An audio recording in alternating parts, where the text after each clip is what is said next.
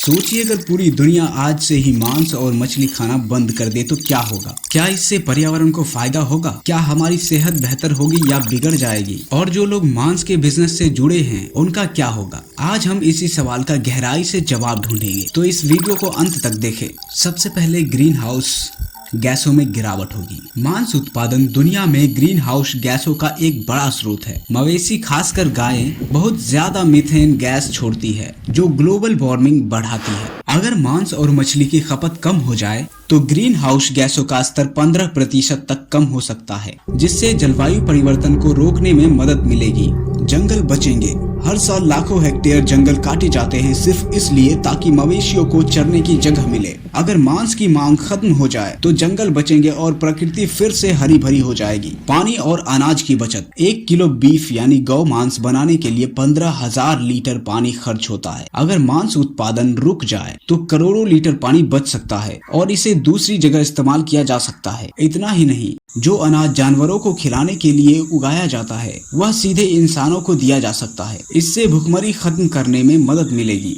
अब चलिए जानते हैं कि हमारे हेल्थ पर क्या असर पड़ेगा। क्या हम हेल्दी होंगे या कमजोरी आएगी? रेड मीट यानी गौ मांस, पोर्क और प्रोसेस्ड मीट खाने से हार्ट अटैक, डायबिटीज और कैंसर का खतरा बढ़ता है। कई शोध बताते हैं कि शाकाहारी लोग आमतौर पर लंबी उम्र जीते हैं और बीमारियां कम होती है। लेकिन अगर नॉनवेज छोड़ देते हैं तो हमें विटामिन B12, ओमेगा 3 और प्रोटीन का विकल्प ढूंढना होगा। अब चलिए जानते हैं कि अगर हम सच में मांस मछली को छोड़कर शाकाहार अपना लेते हैं तो शाकाहारी भोजन में क्या मिलेगा। प्रोटीन के विकल्प सोया, पनीर, दालें, मूंगफली और मेवे, ओमेगा 3, अलसी के बीज, अखरोट और चिया सीड्स, B12 सप्लीमेंट्स, क्योंकि यह मुख्य रूप से एनिमल फूड से ही मिलते हैं। चलिए अब जानते हैं कि अगर हम मीट सच में छोड़ दें तो इकोनॉमी और इंडस्ट्री पर क्या असर पड़ेगा।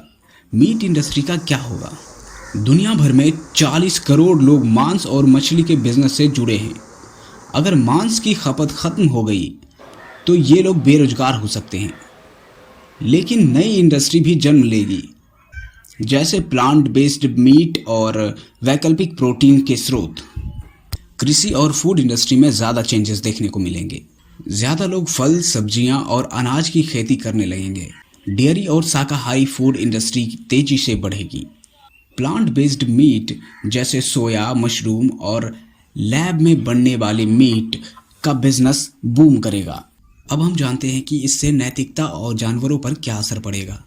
करोड़ों जानवरों की जान बचेगी। हर साल 7 अरब से ज्यादा जानवर सिर्फ खाने के लिए मारे जाते हैं। अगर मांस की खपत कम हो जाए तो इनका जीवन बच सकता है। जानवरों पर हो रही क्रूरता भी खत्म हो जाएगी। अब हम ये जानते हैं कि क्या होगा अगर सभी जानवर बच जाएं। कुछ लोग सोच सकते हैं कि अगर मांस इंडस्ट्री खत्म हो जाए तो जानवरों की आबादी बढ़ जाएगी, लेकिन ऐसा नहीं होगा क्योंकि इनकी संख्या को इंसान ही कंट्रोल करता है। धीरे धीरे इनकी संख्या प्राकृतिक रूप से संतुलित हो जाएगी। अब हम ये जानते हैं कि धार्मिक और सांस्कृतिक पहलुओं पर इसका क्या असर पड़ेगा। कुछ धर्म और संस्कृतियों में मांस खाना जरूरी माना जाता है। अगर मांस की खपत खत्म हो जाए तो इसे लेकर सामाजिक बहस छिड़ सकती है। लेकिन दुनिया पहले भी शाकाहार की तरफ बढ़ रही है, जैसे कि भारत में जहां 40% से ज्यादा लोग शाकाहारी हैं। तो अगर हम मांस और मछली खाना बंद कर दें तो पर्यावरण साफ सुथरा हो जाएगा, हमारी सेहत में सुधार होगा। लेकिन हमें सही पोषण का ध्यान रखना होगा। लाखों लोग बेरोजगार हो जाएंगे, लेकिन नई इंडस्ट्री भी जन्म लेगी। करोड़ों जानवरों की जान बच जाएगी। अब आप बताइए, क्या आप मांस खाना छोड़ सकते हैं या क्या आपको लगता है कि दुनिया कभी पूरी तरह से शाकाहारी हो सकती है? अपने विचार कमेंट में बताइए और वीडियो को लाइक और शेयर करना ना भूलें। ऐसी और मजेदार जानकारियों के लिए चैनल को सब्सक्राइब करें।